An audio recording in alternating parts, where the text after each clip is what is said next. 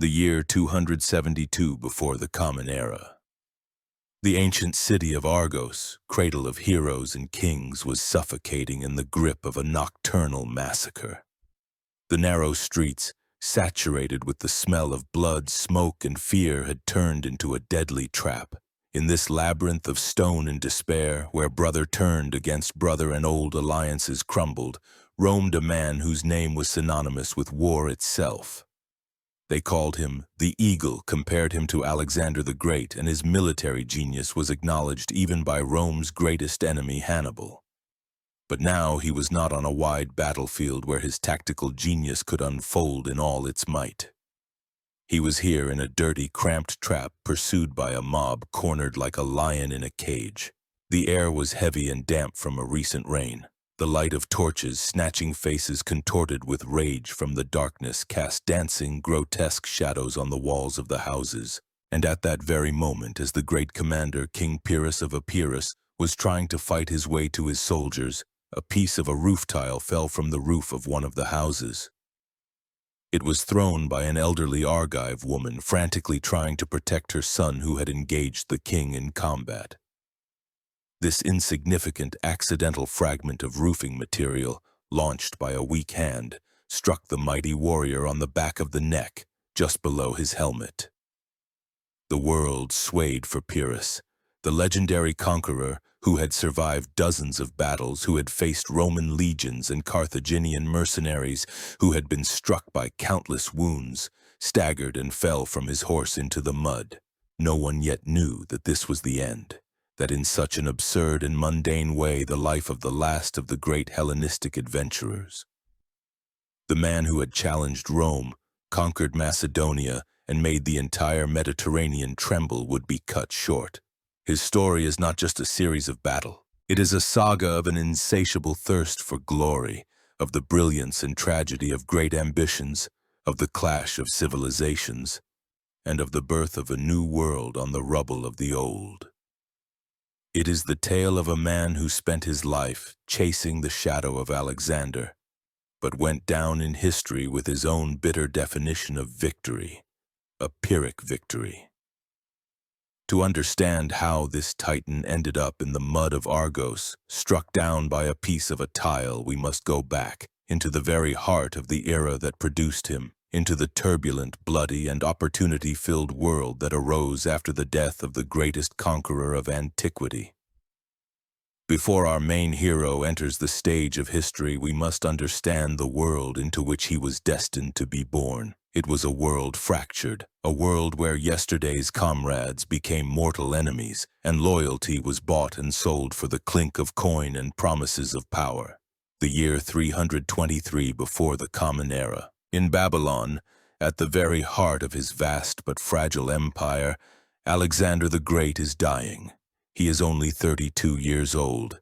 He has left no direct heir capable of holding together his sprawling conquests. When asked to whom he leaves his empire, the dying demigod, according to legend, whispered, "To the strongest." These words were the spark thrown into a powder keg. They marked the beginning of a half-century era of continuous wars that would go down in history as the Wars of the Diadochi, or successors.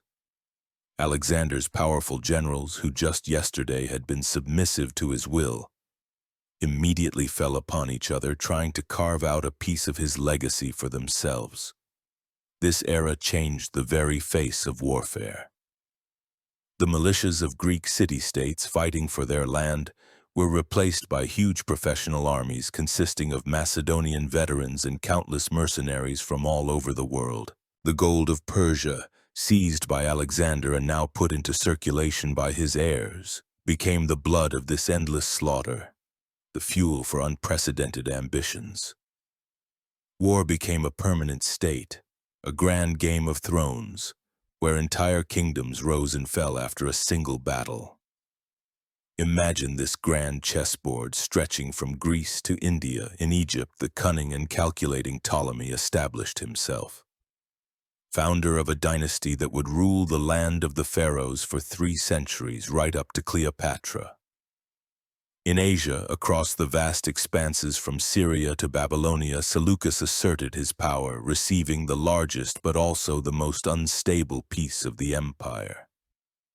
In Macedonia and Greece, a cauldron of intrigue was boiling, where the regent Antipater and then his son Cassander, a cruel and powerful man who destroyed Alexander's entire family. His mother Olympias, his wife Roxana, and his son and heir Alexander IV vied for power. Cassander hated everything associated with Alexander, and it was he who would become our hero's first great enemy. But the most formidable of them all was Antigonus Monophthalmus, or the One-Eyed. An old, experienced, and immensely ambitious veteran of Alexander's campaigns, he did not want to be just one among many. He dreamed of restoring the entire empire under his own hand. He was aided by his son Demetrius, who earned the nickname Poliorcetes, the besieger of cities. Demetrius was the complete opposite of calculating and cunning politicians like Ptolemy. He was the rock star of the Hellenistic world, brilliant, charismatic, desperately brave, a genius inventor of siege engines, but at the same time impulsive, fickle, and susceptible to all sorts of pleasures. Together, Antigonus and Demetrius represented a terrifying force, challenging all the other Diadochi. And into this boiling cauldron, fate threw a small mountain kingdom in northwestern Greece, Epirus. For the refined Athenians and inhabitants of other city-states of southern Greece, Epirus was a semi-barbaric backwater. Its inhabitants, the Molossians and other tribes, spoke a rough dialect of Greek and were considered more as harsh warriors and shepherds than bearers of high Hellenic culture. But the royal house of Epirus, the Aeacidae, had serious ambitions. They traced their lineage no less than from Achilles himself, the greatest hero of the Trojan War, through his son Neoptolemus. And more importantly, from this line came Alexander the Great's mother, the fierce and domineering Queen Olympias. This family connection to Alexander was the main political capital of the Epirote kings, their ticket into the great game of the Diadochi. In 331 before the Common Era, while Alexander was crushing the Persians at Gaugamela, the king of Epirus, Alexander of Molossus, the great conqueror's uncle, was killed in Italy during his own campaign. He was succeeded by his cousin, Aeacides. This Aeacides was our hero's father. He was a brave but short-sighted man, and he made a fatal mistake. In the continuous wars of the Diadochi, he backed the losing side. He supported his relative Olympias against the powerful Cassander. Cassander did not forgive this. While Aeacides was fighting in Greece, his own subjects in Epirus, incited by Cassander's agents and tired of endless wars, rebelled. King Aeacides was overthrown, his supporters were slaughtered, and a real hunt began for his family. At that moment, in 317 before the Common Era, our hero, a little boy named Pyrrhus, was only 2 years old. His life hung by a thread. It seemed he was doomed to share the tragic fate of many other royal offspring of that era, to be killed in infancy so as not to become a banner for future rebellions. But fate had entirely different plans for him.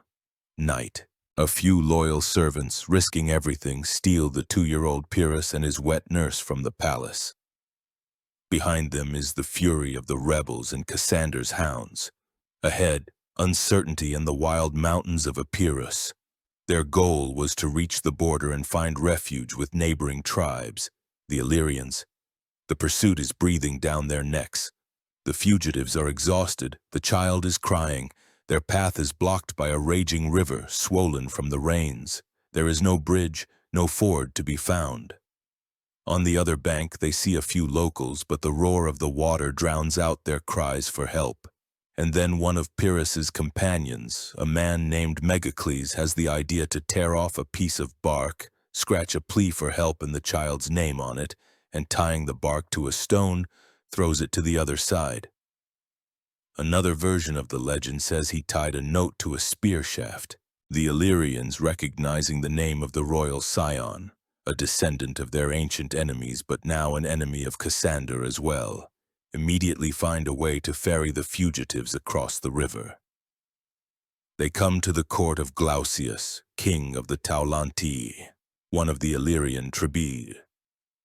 Glaucius's wife, seeing the exhausted child, is filled with compassion for him. Glaucius himself hesitates. He understands perfectly well that by sheltering the enemy of the powerful Cassander, he is inviting great danger upon himself. While he ponders, little Pyrrhus, as if obeying some instinct, crawls to the king, clings to his clothes, and clambering up his knees, looks into his face with tears in his eyes. This touching scene, as Plutarch tells it, finally settles the matter.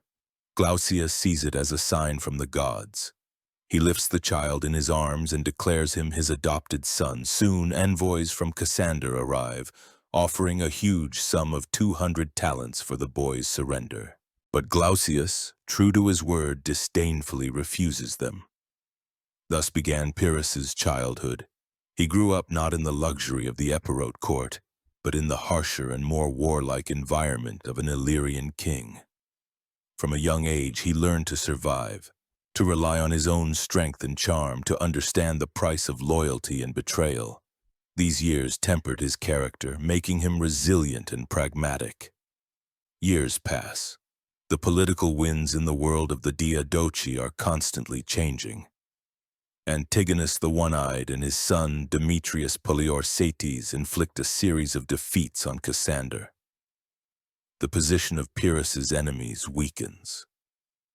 And so, when Pyrrhus turns 12 in 306 before the Common Era, his adoptive father Glaucius decides the time has come to act. He invades Epirus with an army and places the young Pyrrhus on the throne of his ancestors. A boy king. It was a risky move, but the people of Epirus, tired of chaos and the rule of Cassander's puppets, joyfully accepted the legitimate heir of the Aeacid line. However, his first reign was short-lived. 5 years later, in 302 before the Common Era, the 17-year-old Pyrrhus makes a mistake common to youth. He goes to the wedding of one of Glaucius's sons in Illyria, leaving his kingdom unattended. His enemies immediately take advantage of this. Another rebellion breaks out. The treasury is plundered, and Pyrrhus once again becomes an exile. This time, he does not flee to Illyria. Matured and thirsting for glory, he decides to join the most brilliant and powerful commander of the era, Demetrius Poliorcetes, who was then fighting in Greece. Pyrrhus marries Demetrius's stepdaughter, Diademia, who was the sister of that same Alexander of Molossus who had once ruled Epirus. This marriage further strengthens his dynastic claims. Pyrrhus joins Demetrius and his father Antigonus on the eve of a decisive battle that would determine the fate of the entire Hellenistic world. In 301 before the Common Era, near the town of Ipsus in Phrygia, in modern-day Turkey, two gigantic armies clashed. On one side, the nearly 80-year-old Antigonus and his son Demetrius. On the other, a coalition of all the other Diadochi, Cassander, Ptolemy, Seleucus, and Lysimachus. It was a battle of titans. Young Pyrrhus fought in this battle with desperate courage. He commanded a detachment on Demetrius's flank. Demetrius, true to his impulsive nature at the head of his heavy cavalry, delivered a crushing blow to the enemy wing and gave chase to the fleeing, getting carried away by the pursuit. Pyrrhus was with him, but this tactical success turned into a strategic disaster. While Demetrius's cavalry was far from the main battlefield, the center of Antigonus's army, his invincible phalanx, was surrounded by enemy forces, including the war elephants of Seleucus, brought from India. Old Antigonus believed to the last that his son would return and save the day. But Demetrius did not make it in time. The 80-year-old lion was struck down by a hail of javelins. His army was routed, and the dream of a unified empire died with him. Pyrrhus, along with the defeated Demetrius, fled the battlefield. Their cause seemed lost. But Demetrius, even after suffering such a crushing defeat, did not lose his presence of mind. He still had the most powerful fleet in the Mediterranean and control over a number of key fortress cities such as Tyre, Sidon, and Corinth. In the diplomatic maneuvers that followed the battle, Demetrius made peace with his main rival, Ptolemy of Egypt. And as a guarantor of this peace, he sent a hostage to Ptolemy's court in Alexandria. This hostage was the 23-year-old Pyrrhus. For many, this would have been a humiliation. But for Pyrrhus, it was a unique opportunity. He had arrived not just in a capital, but in the very center of contemporary civilization. Alexandria in Egypt, with its famous museum and library, was a melting pot of cultures, science, and wealth. Here, Pyrrhus, the young warrior from mountainous Epirus, saw for the first time how a huge, centralized Hellenistic state, built on efficient bureaucracy and the boundless resources of the Nile Valley, functioned. He observed the workings of the royal administration, saw how taxes were collected, how grandiose construction projects were financed, and how professional armies were maintained. This experience forever changed his worldview. Pyrrhus's ambitions grew far beyond his modest Epirot kingdom. He wanted to create his own, no less great power. He did not waste time. He did not behave like a captive, but like a guest who studies and absorbs everything around him. With his charm, physical strength, he was a passionate hunter and athlete, and keen mind, he quickly won favor at court. He particularly charmed Ptolemy's wife, Queen Berenice. She saw in this ambitious young man an excellent match for her daughter from her first marriage, Antigone. Soon they were married. This marriage proved to be a golden ticket for Pyrrhus. He not only became related to the ruling dynasty of Egypt, he found in Ptolemy a powerful patron. Ptolemy, seeing in Pyrrhus a potential counterweight to his restless son-in-law Demetrius, decided to help him regain his throne. In 297 before the Common Era, Ptolemy provided Pyrrhus with money and a fleet. With these forces, Pyrrhus returned to Epirus. A new, most important chapter in his life was beginning. He ceased to be an exile and a hostage. He had returned to be king. Pyrrhus's return to Epirus was triumphant. The people, exhausted by the rule of Neoptolemus II, Cassander's puppet, enthusiastically welcomed their legitimate king, now backed by Egyptian gold and prestige. However, Neoptolemus still held power and had supporters. Instead of starting a new civil war that would have completely exhausted the small country, Pyrrhus resorted to a ruse. He agreed to a compromise, to rule jointly with Neoptolemus, two kings in one state. It was a temporary measure, and both understood this. A secret rivalry immediately began between them. Plutarch tells that they plotted against each other, trying to get rid of the competitor. Neoptolemus allegedly tried to poison Pyrrhus, but Pyrrhus was more cunning and quicker. Learning of the plot, he struck preemptively. He invited Neoptolemus to a feast at his palace, and there, during the celebration, killed him. This act, cruel by modern standards, was entirely in the spirit of the time. Having eliminated his last rival, the 26-year-old Pyrrhus became the sole and absolute ruler of Epirus, and he immediately set to work. He was not going to be just a petty king of a country lost in the mountains. He wanted to turn Epirus into a powerful military state, capable of playing on equal terms with the great kingdoms of the Diadochi. First of all, he set about strengthening his power within the country. He made alliances with neighboring tribes, distributed land to his supporters, and proved himself a just judge and wise ruler. Unlike many Hellenistic monarchs who surrounded themselves with splendor and distanced themselves from the people, Pyrrhus was accessible and simple in his interactions. He knew many of his soldiers by name, joked with them, and shared their hardships. This earned him the reputation of a soldier king, whom the army was ready to idolize. He founded a new capital, Ambracia, adorning it with theaters and palaces, trying to instill in the stern Epirotes a taste for Greek culture. But his main passion was the army. Pyrrhus was a military genius, and he knew it. He perfected the tactics inherited from Alexander the Great. The core of his army was the phalanx, a dense formation of infantrymen armed with long spears or sarissii. But Pyrrhus also understood the phalanx weaknesses, its unwieldiness in rough terrain. Therefore, he paid great attention to the interaction of different branches of the military. His army was a perfectly balanced organism. He had excellent light infantry recruited from warlike mountain tribes. He had magnificent Thessalian cavalry, considered one of the best in Greece, and most importantly, he was one of the first in Europe to systematically use war elephants, which he probably received from Ptolemy or later captured from Demetrius. Elephants were a psychological weapon. Imagine a Roman legionary who had never seen anything larger than a bull, and suddenly a living mountain of skin and muscle with huge tusks emitting a deafening roar is moving towards him, with a tower of archers on its back. It was shock and awe. Pyrrhus perfected the use of elephants, covering their flanks with light infantry and coordinating their attack with a cavalry charge and the advance of the phalanx.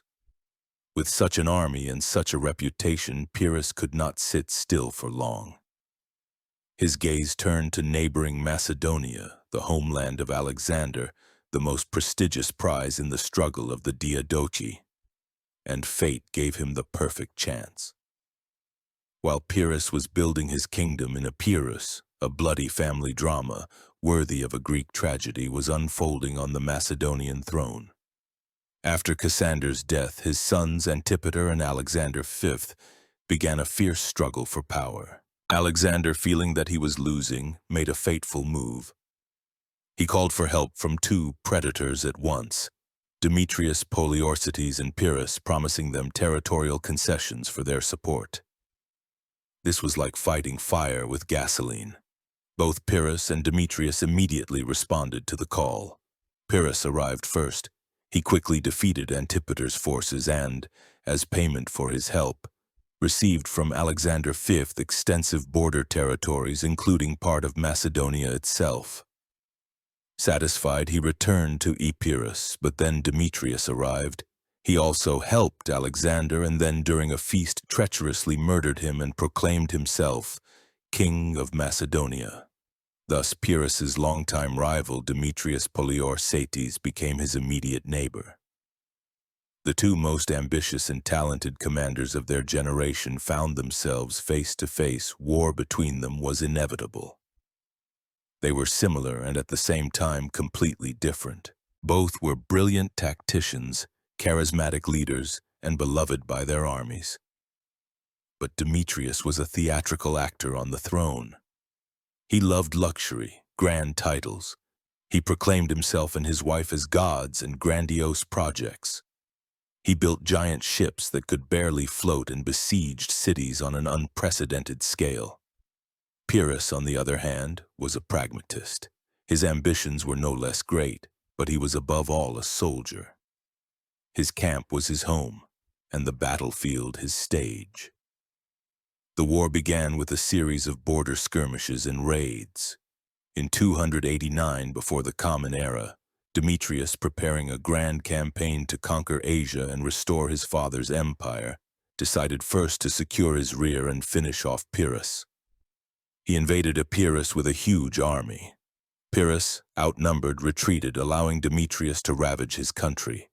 But then disaster struck Demetrius. He fell gravely ill. His army found itself in a foreign country without an active commander. Pyrrhus immediately took advantage of this. He counterattacked and inflicted a heavy defeat on the Macedonians. At the same time, his wife Antigone died. Pyrrhus, true to his pragmatic policy, immediately concluded new dynastic alliances. He married the daughter of the king of the Paeonians, a barbarian tribe north of Macedonia, and then Lanassa, the daughter of Agathocles, the powerful tyrant of Syracuse. This second marriage brought him the island of Corcyra, modern Corfu, as a dowry, an important strategic base on the way to Italy. A recovered Demetrius, seeing Pyrrhus growing stronger, made peace with him. But both knew it was just a respite. Demetrius continued to prepare his grand campaign to the east, assembling an army and fleet of unprecedented size. This alarmed the other Hellenistic kings, Ptolemy, Seleucus, and Lysimachus. They formed a new coalition against Demetrius and persuaded Pyrrhus to join them. In 288 before the Common Era, the blow was struck from two sides. Lysimachus, ruler of Thrace, invaded Macedonia from the east and Pyrrhus from the west. Demetrius marched to meet Lysimachus, but his own army was dissatisfied with his arrogance, extravagance, and endless wars.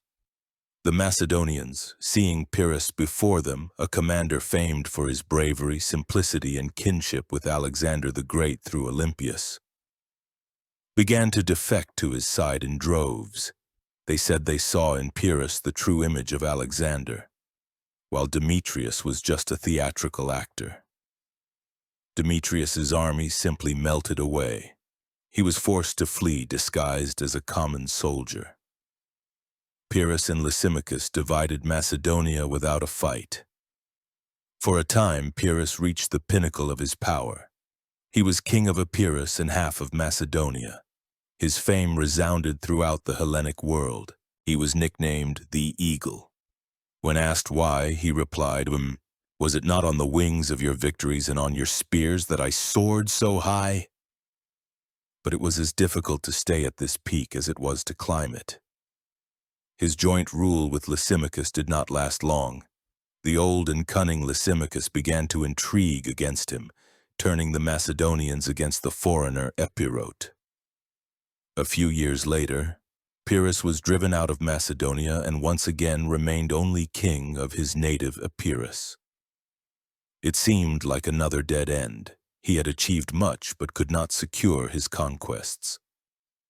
His energy and ambitions required a new outlet, a new great enterprise. And it was at this moment when the Eagle of Epirus was looking for where to direct his flight that a call for help came from across the sea from the west. This call not only gave him a new goal, it led him to a confrontation with a force completely unlike those he had fought before. A force whose name would soon become master of the world. That force was Rome.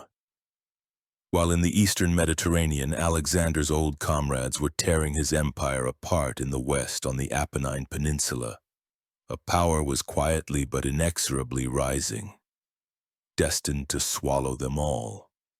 The city on 7 hills, Rome, had come a long way from a humble community of shepherds to the master of central Italy.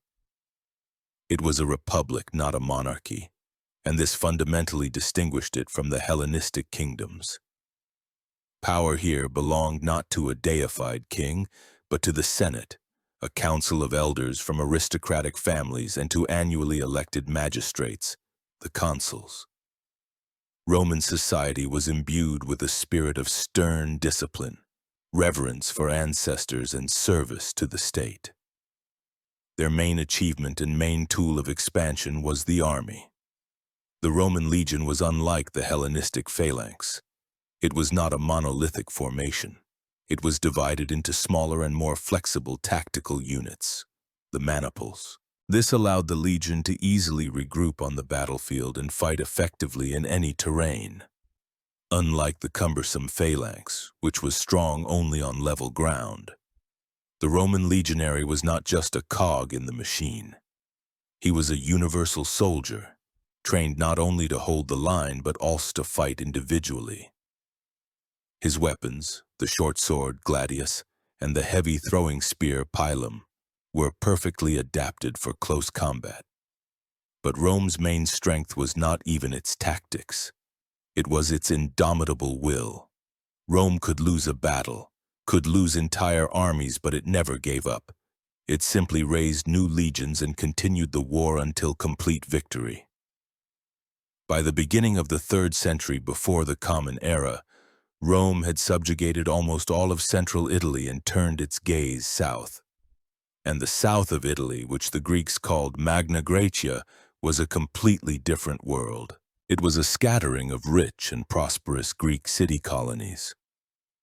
Sybaris, Croton, Rhegium, and the most important of them all, Tarentum. modern Taranto. Tarentum was fabulously wealthy. Its convenient harbor made it a center of maritime trade. Its inhabitants were famous for their luxury, love of arts, philosophy, and their absolute lack of martial spirit.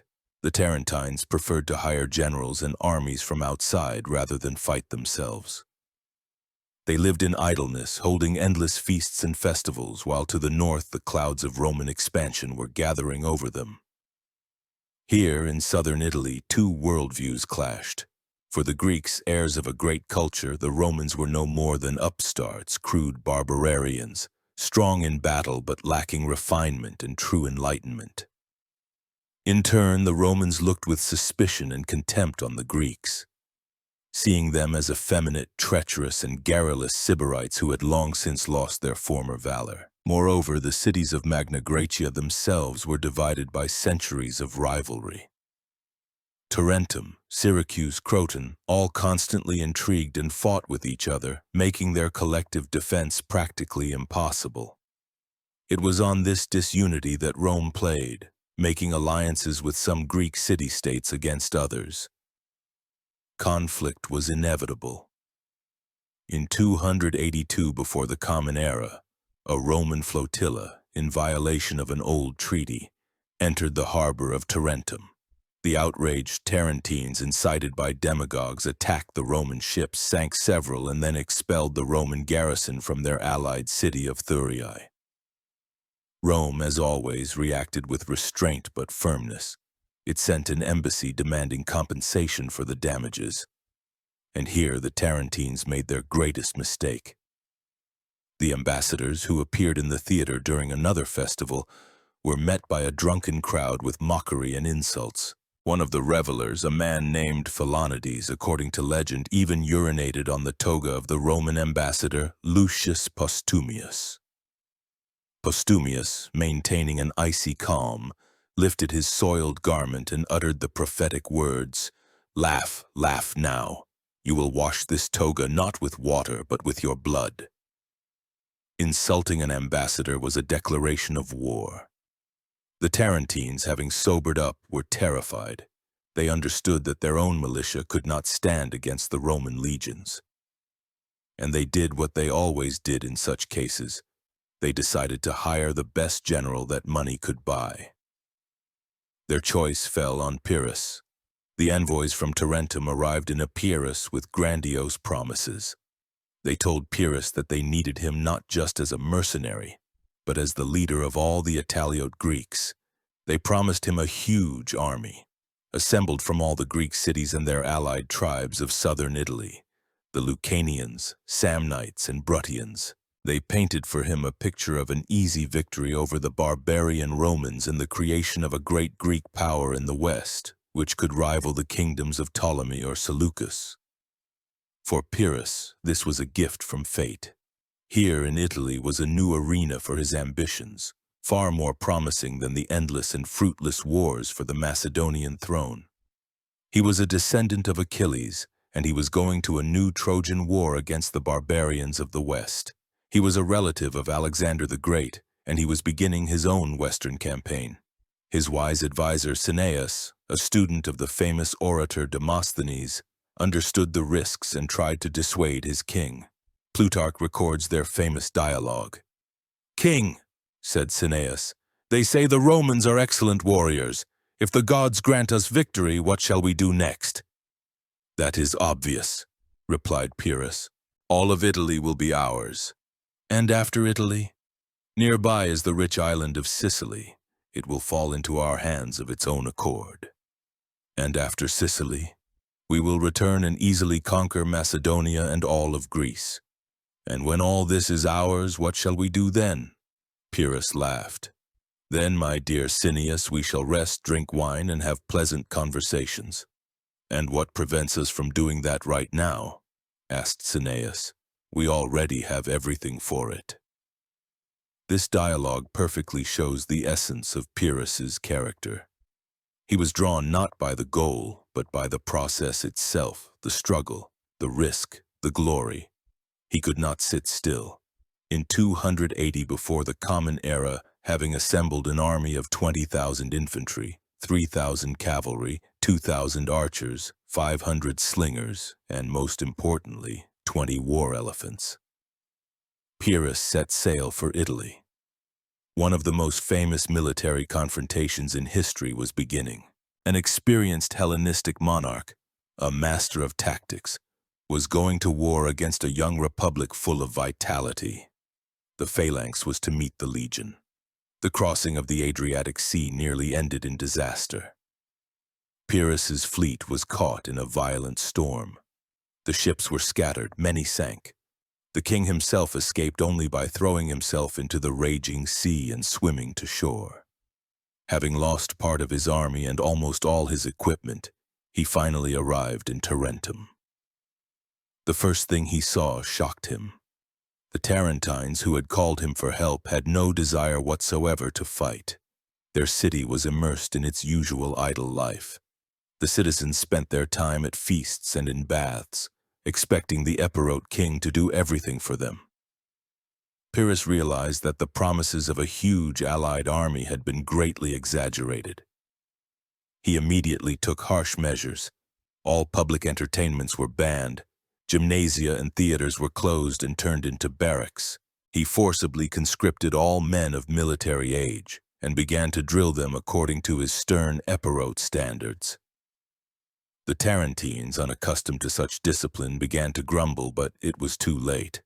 A warrior king was in charge of their city and his will was law. Meanwhile, the Romans were not idle. A consular army under the command of Publius Valerius Laevinus was sent against Pyrrhus. Laevinus marched south, devastating the lands of Tarentum's allies to lure Pyrrhus into open battle before he could assemble all the Greek forces. Pyrrhus, although his army was not yet at full strength, accepted the challenge. He understood that the first battle would have a decisive psychological impact. The two armies met in the summer of 280 before the Common Era near the city of Heraclea, on the bank of the Cineas River. Pyrrhus took up a defensive position on the left bank, counting on the river to be a serious obstacle for the Romans. Laevinus approached the right bank. For some time the opponents faced each other. Pyrrhus, seeing a Roman camp for the first time, was struck by its order and organization. "These barbarians have a discipline that is not at all barbaric," he said to his officers. The Romans, true to their aggressive tactics, began to cross. Their cavalry forded the river in one place, while the infantry, the legions, began to force it in another. Pyrrhus immediately sent his cavalry to throw the Romans back into the water. A fierce battle ensued. Pyrrhus himself fought in the thick of the fray. He was dressed in magnificent armor and a helmet adorned with a high crest, which made him an excellent target. A Roman officer broke through to him and tried to kill him. Pyrrhus had to personally engage in a duel and slay the insolent foe. Realizing that his conspicuousness put him in mortal danger, he exchanged armor with one of his bodyguards, Megacles. This saved his life, but nearly led to defeat. The Romans, having killed Megacles, stripped him of his armor and helmet and, with triumphant cries, carried them through their ranks, proclaiming that the king was dead. Panic began in the Greek army. Pyrrhus had to ride along his ranks with his head uncovered, shouting that he was alive to restore morale. Meanwhile, the Roman legions, despite the desperate resistance of the Greek cavalry, had forced the river and were beginning to form up in battle order on the bank. Pyrrhus brought his main force, the phalanx, into battle. A terrifying frontal clash began. The wall of Cirici of the Epirote phalanx repeatedly repulsed the onslaught of the Roman maniples. The Romans, with desperate courage, tried to break through the forest of spears, hacking at them with swords or trying to tear them away with their hands.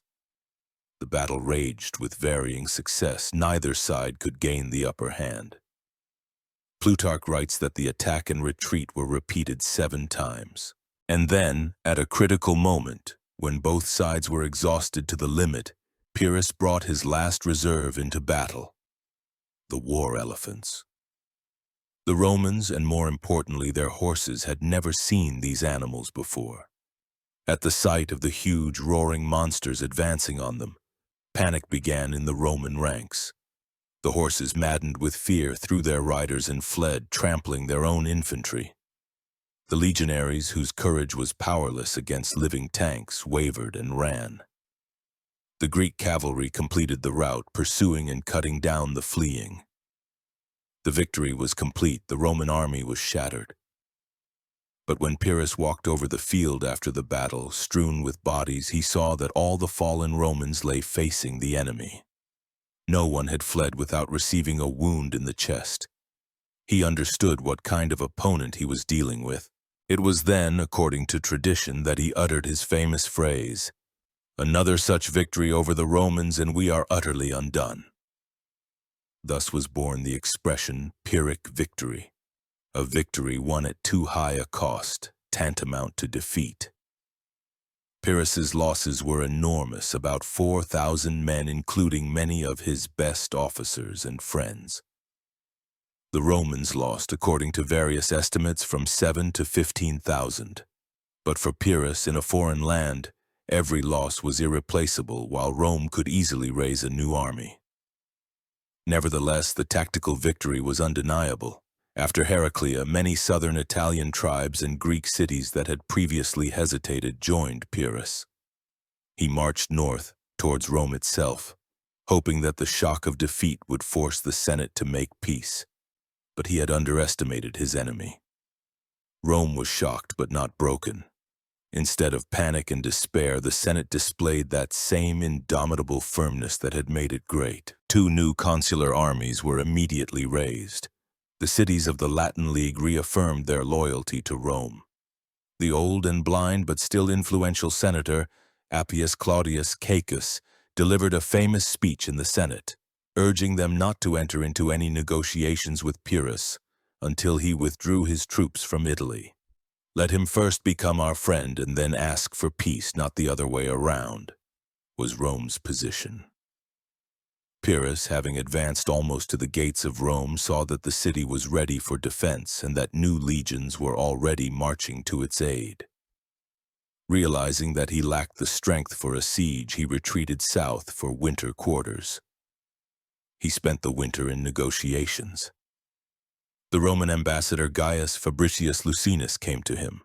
This episode became legendary and perfectly illustrates the difference in mentalities. Fabricius was a model of old Roman virtue, poor, incorruptible, and honest. Pyrrhus first tried to bribe him, offering a huge amount of gold. Fabricius refused with contempt. Then Pyrrhus decided to intimidate him. During the next meeting, he ordered his largest elephant to be hidden behind a curtain. In the middle of the conversation, the curtain was drawn back, and the elephant let out a deafening roar right over the Roman's head. Fabricius, without flinching, calmly remarked, "As your gold did not tempt me yesterday, so your beast does not frighten me today." Pyrrhus was so impressed by this man that, according to legend, he offered him to enter his service, to become his chief advisor and commander, but Fabricius, of course, refused. Moreover, when Pyrrhus's personal physician offered Fabricius to poison the king for a reward, Fabricius immediately informed Pyrrhus himself, writing, "You seem to be a poor judge of both friends and enemies."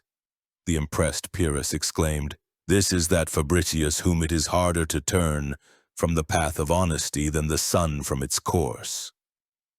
He released all Roman prisoners without ransom, but peace was never concluded.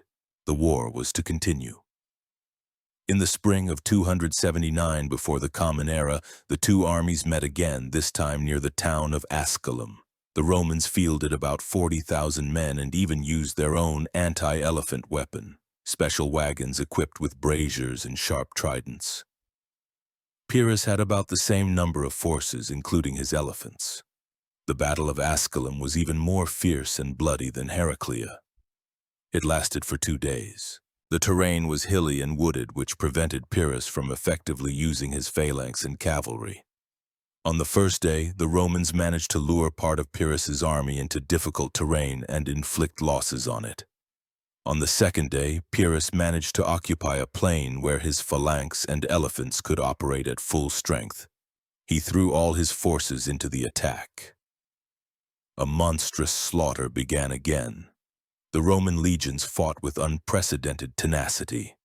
But at the decisive moment, the charge of the elephants, supported by light infantry, once again decided the outcome. The Romans were crushed and driven back to their camp. It was again a victory for Pyrrhus. But at what cost?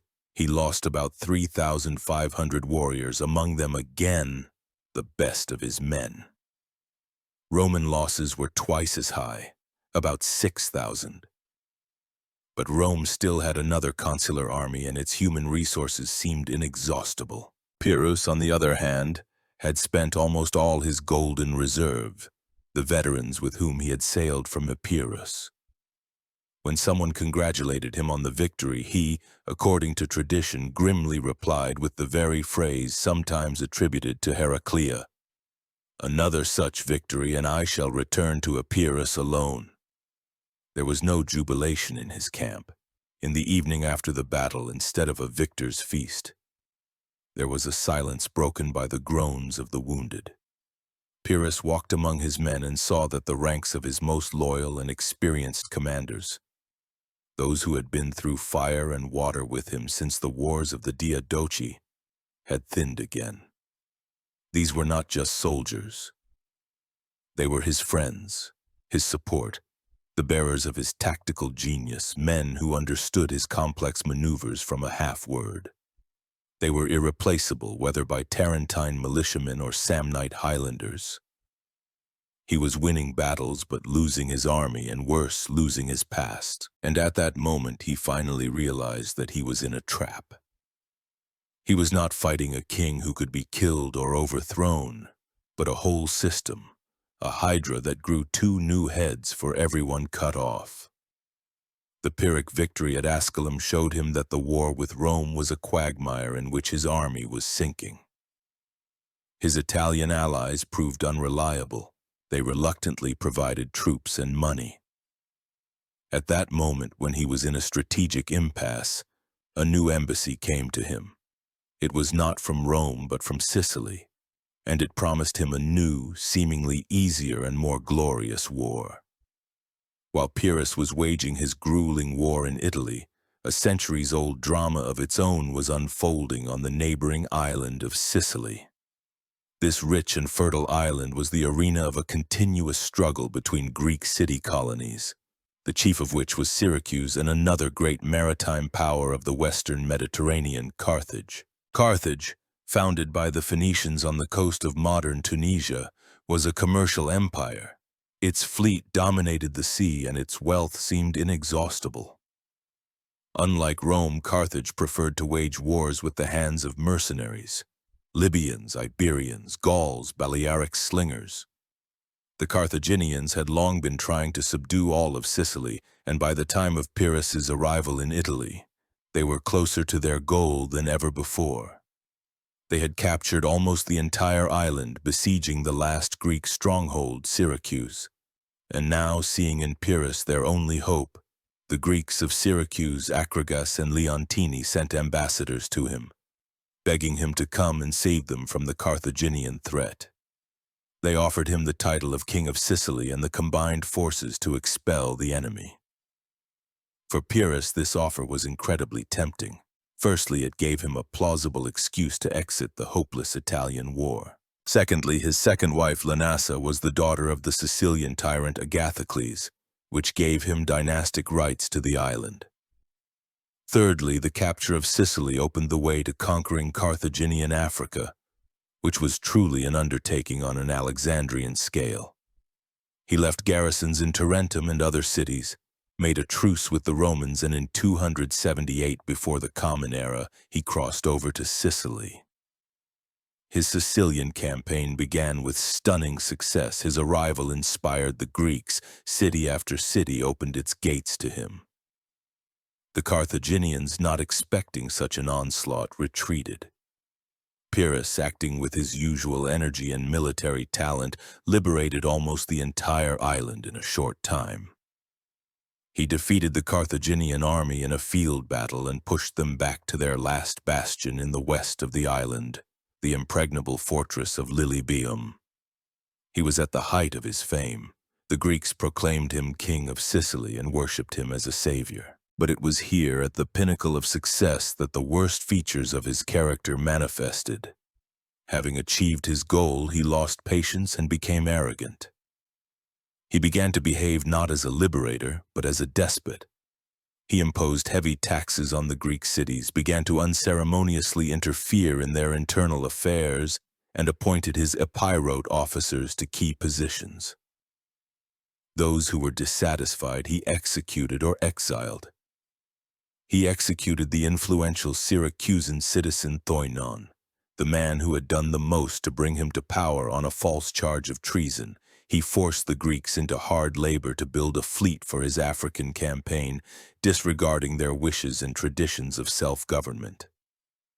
His behavior became increasingly tyrannical, and his erstwhile allies began to see him not as a savior from Carthage, but as a new, even more cruel master. The culmination was the siege of Lilybaeum. This powerful Carthaginian fortress on the coast was supplied by sea and was practically impregnable. After 2 months of unsuccessful assaults, Pyrrhus was forced to retreat. This failure undermined his authority. Grumbling among the Sicilian Greeks grew into open conspiracies and rebellions. The cities he had liberated began to switch back to the Carthaginian side. Pyrrhus found himself in the same position as in Italy. He had won all the battles but could not create a stable state. His empire, built on the sand of personal charisma and military force, crumbled as soon as he faced the need for long and painstaking administrative work. Disappointed and enraged, he decided to leave the island. It is said that as he boarded his ship and looked at the shores of Sicily, he uttered another prophetic phrase to his friends. "What a wrestling ground we are leaving here for the Carthaginians and the Romans." He could not have imagined how accurate his prophecy would be. It was Sicily that would become the main theater of war in the First Punic War, which would break out just a decade later. At the end of 276 before the Common Era, Pyrrhus returned to Italy. But in the 2 years of his absence, the situation here had changed dramatically. Rome had recovered, strengthened, and regained control over almost the entire south. His former allies, the Lucanians and Samnites, had been defeated. The Greek cities he had left behind were languishing under Roman pressure. He had to make one last desperate attempt to turn the tide of the war. Pyrrhus's return to Italy was marred by failure. His fleet was attacked by the Carthaginians in the Strait of Messina and suffered heavy losses.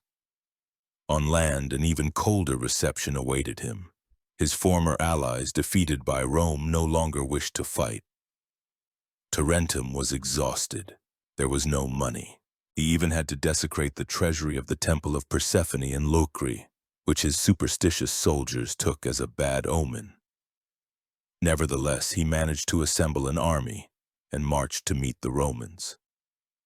In 275 before the Common Era, a consular army under the command of Manius Curius Dentatus, the same man who had previously defeated Pyrrhus's allies, marched against him. Dentatus occupied a fortified camp on the hills near the town of Beneventum in Samnium.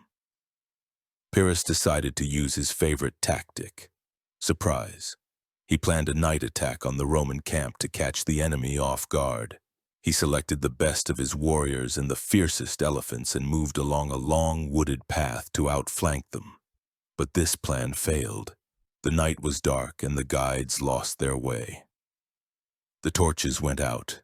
As a result, his detachment reached the Roman camp not under the cover of darkness but at dawn, completely exhausted from the night march. The Romans, seeing the approaching enemy, immediately came out of the camp and attacked. Pyrrhus's tired warriors could not withstand the onslaught and were driven back. Pyrrhus himself brought his main forces into battle, and a general engagement began. On one flank, the Epirote phalanx and elephants began to push the Romans back. But on the other flank, The Roman legionaries, having learned from bitter experience, were able not only to stop but also to rout the elephants. The Romans had devised an effective tactic against the giants. They showered them with a hail of javelins, aiming for the most vulnerable spots, the eyes and sides. Red-hot arrows proved particularly effective. One of the wounded baby elephants panicked, turned, and, with a roar, rushed back towards its own troops looking for its mother. This caused panic among the other elephants, which also became uncontrollable, trampling the ranks of the Greek phalanx in their path. This was the turning point. Pyrrhus's army, disorganized by the flight of its own elephants, wavered and fled. The defeat was complete. The Romans captured Pyrrhus's camp and several elephants. After this battle, the Romans, in honor of their victory, renamed the town of Beneventum, which means bad event, to Beneventum, good event.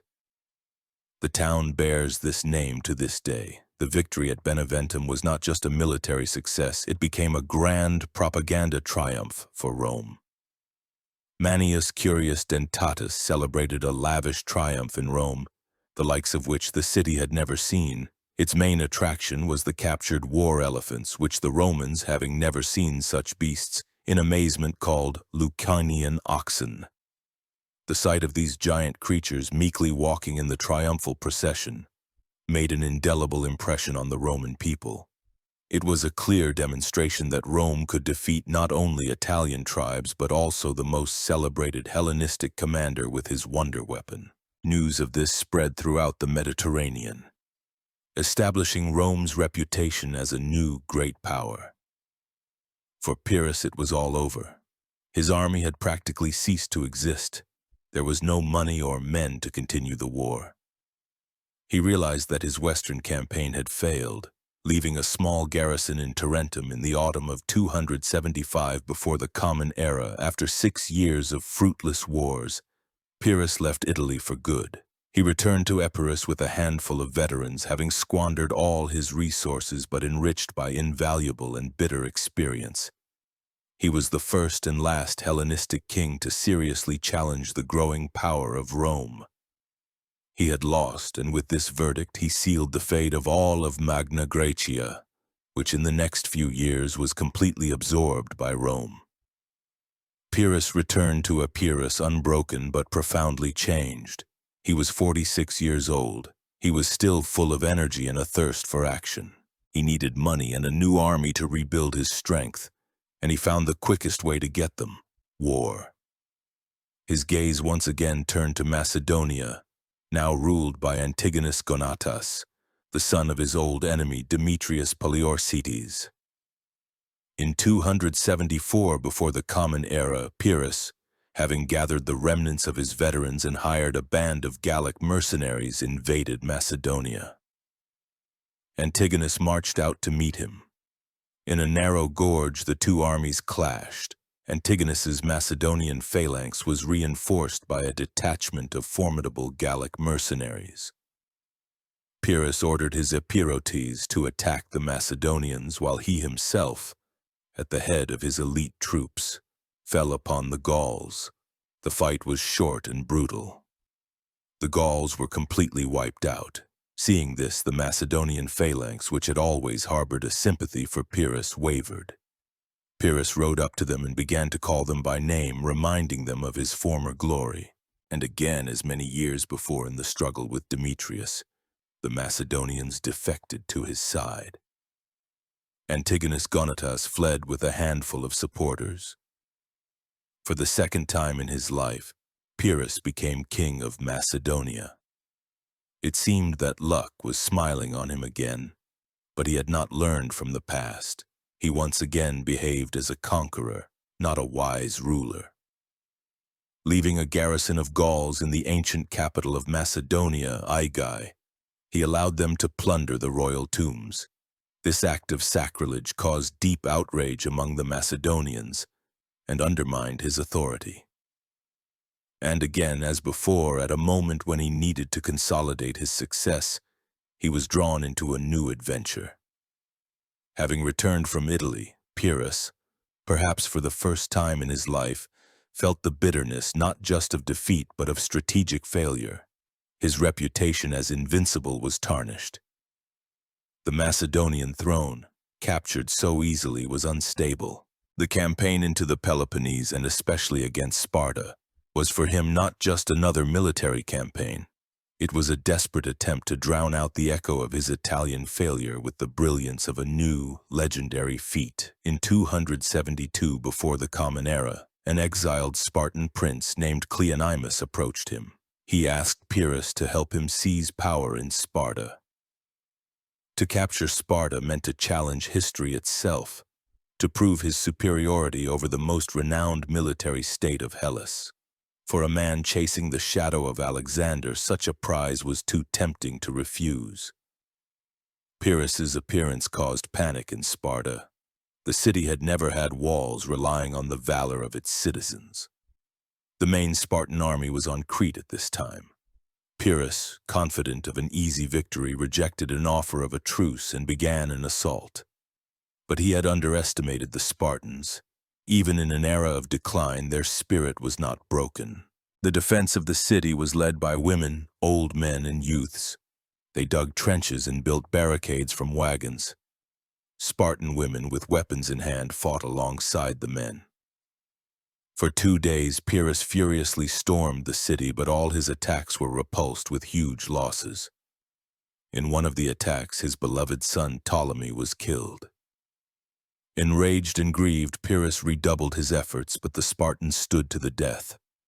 Soon troops from Corinth came to Sparta's aid, and most importantly, King Arius's army returned from Crete. Pyrrhus realized he was bogged down and lifted the siege.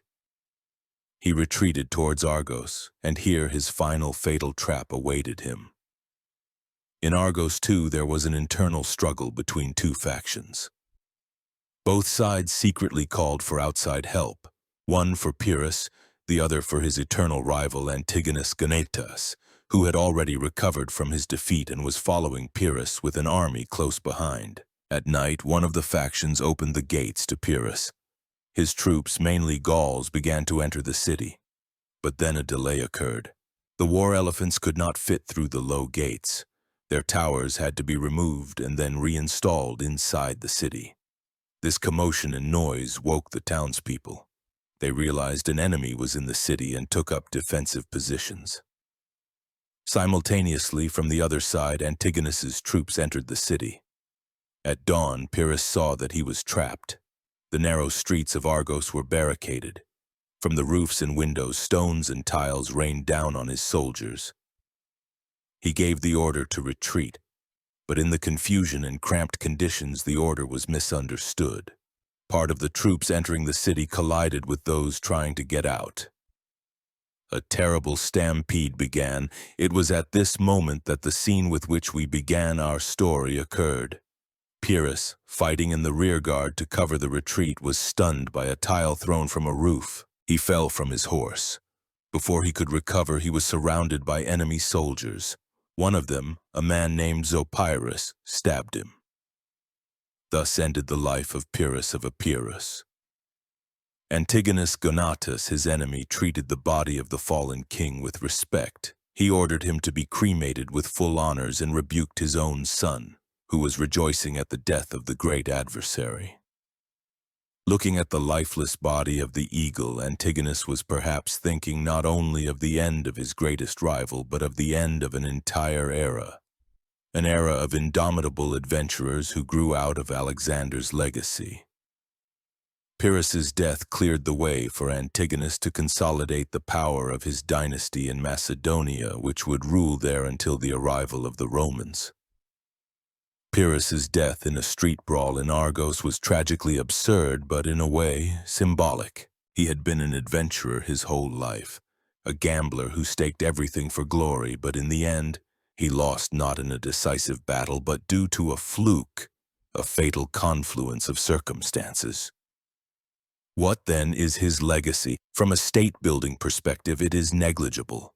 He did not create a lasting empire. His conquests crumbled like houses of cards as soon as he left. Epirus, after his death, quickly declined and was soon absorbed first by Macedonia and then by Rome. He was a brilliant tactician but a poor strategist in grand politics. He lacked the patience and wisdom of Alexander to govern what he had conquered, or the cunning of Ptolemy to preserve it. He was, in essence, the greatest condottiero, a mercenary who fought for his own ambitions. But his military legacy is immense. He is rightly considered one of the greatest commanders of antiquity.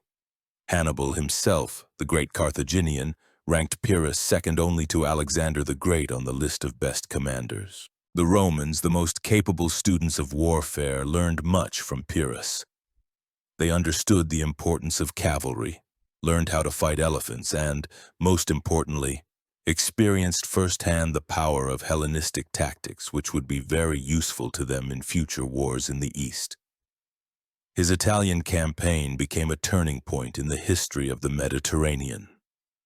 It was the first serious test of strength for the Roman Republic, and Rome passed this test with honor. The victory over such a renowned commander as Pyrrhus incredibly raised Rome's prestige in the eyes of the entire Hellenistic world. For the first time, Eastern kings like Ptolemy of Egypt saw in Rome not just an Italian power, but a new great player on the world stage and hastened to make an alliance with it.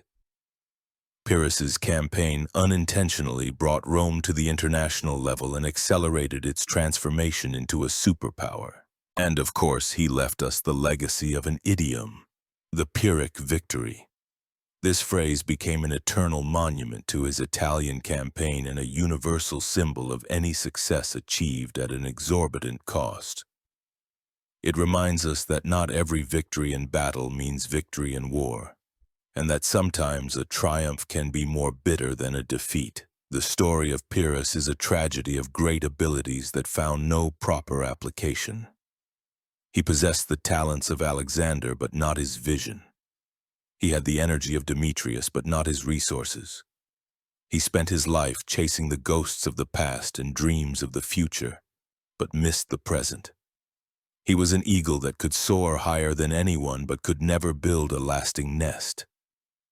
His life, full of brilliance, courage, and incredible adventures, serves as an eternal reminder of how thin the line is between great achievement and glorious failure, and how one random stone thrown from a roof can cut short the flight of the proudest eagle. Thank you for spending this time with us, immersing yourselves in one of the most dramatic eras of ancient history. If you enjoyed this account, please subscribe to our channel, leave your comments, and share this video. Many more exciting journeys into the past await you. Until next time.